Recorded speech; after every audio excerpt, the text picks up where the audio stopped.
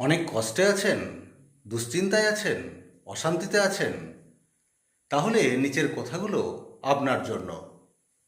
আমরা বাসে উঠে নিশ্চিন্তে বসে থাকি, যদিও বাস ড্রাইভারকে চিনি না।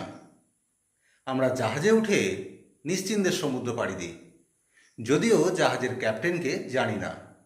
আমরা প্লেনে উঠে নিশ্চিন্তে উড়ে যাই, যদিও পাইলটকে চোখেই দেখিনি।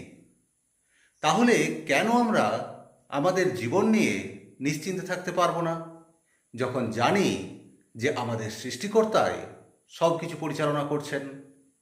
যেখানে আমরা অপরিচিত মানুষের কাছে নিজের নিরাপত্তা ছেড়ে দিতে পারি, সেখানে স্রষ্টার উপর কেন আমরা ভরসা করতে পারবো না, যার হাতেই রয়েছে আপনার, আমার, সবার ভবিষ্যৎ?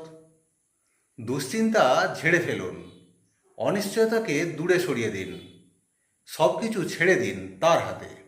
আর আপনি আপনার কাজ সবচেয়ে ভালোভাবে করুন, যেভাবে একজন চালক, নাবিক বা পাইলট করে থাকেন।